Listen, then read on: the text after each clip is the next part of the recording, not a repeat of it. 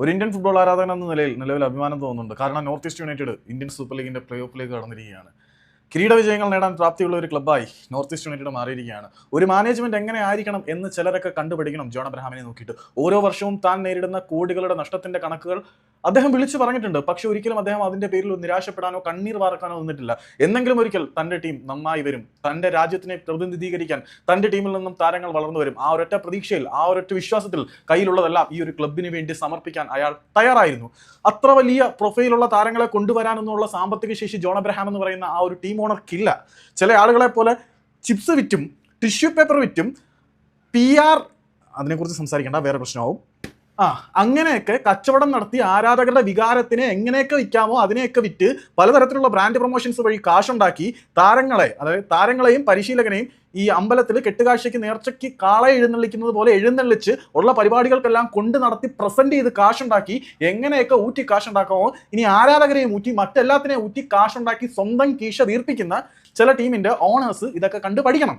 പക്ഷെ അവന്മാർ നന്നാവാൻ പോകുന്നില്ല. അവന്മാർക്ക് നമ്മളെ ഇങ്ങനെ ഊറ്റി ജീവിക്കണം.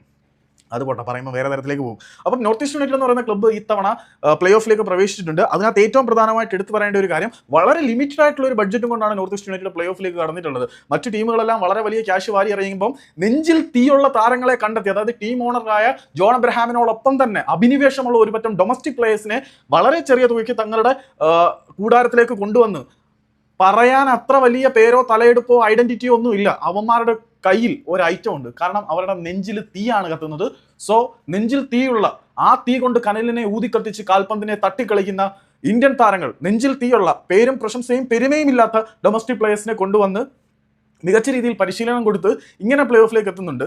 സോ നോർത്ത് ഈസ്റ്റ് യുണൈറ്റഡ് വളരെ ലിമിറ്റഡ് ബഡ്ജറ്റിൽ യുവാൻ പെഡ്രോ ബെൻലി എന്ന ഒരു പരിശീലകന്റെ കീഴിൽ പ്ലേ ഓഫിലേക്ക് എത്തുമ്പോൾ ഒരുപാട് യുവതാരങ്ങൾക്ക് വളർന്നു വരാനുള്ള ഒരു വേദി അവർ ഒരുക്കി കൊടുക്കുന്നുണ്ട്.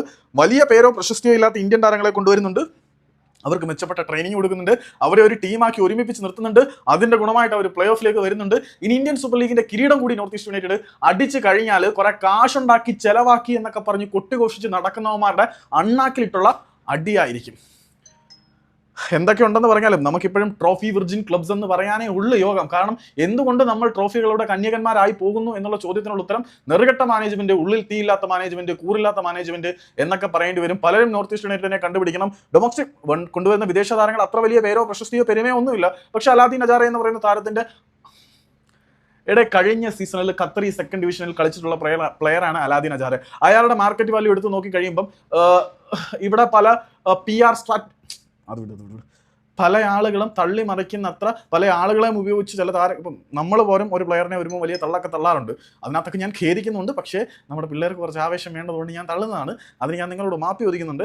അപ്പം അലാദീൻ അജാര അത്ര വലിയ മാർക്കറ്റ് വാല്യൂ ഉള്ള പ്ലെയർ ഒന്നും ആയിരുന്നില്ല ഖത്തറി സെക്കൻഡ് ഡിവിഷനിൽ. ഇപ്പം നമുക്ക് ഈ എടുത്താൽ പൊങ്ങാത്ത കുറെ ആളാകുള്ള ഡിഫൻഡർമാരെ കൊണ്ടുവന്നിട്ട് അവന്മാർക്ക് ഇത്ര വലിയ മാർക്കറ്റ് വാല്യൂ ഉണ്ടെന്ന് കാണിക്കുന്നുണ്ട്. അവന്മാർക്ക് കൊടുക്കുന്ന ആക്ച്വൽ സാലറി എത്രയാണ് എന്നുള്ളത് ചോദിച്ചിട്ടാണ് അതവിടെ ഇരിക്കേണ്ടത്.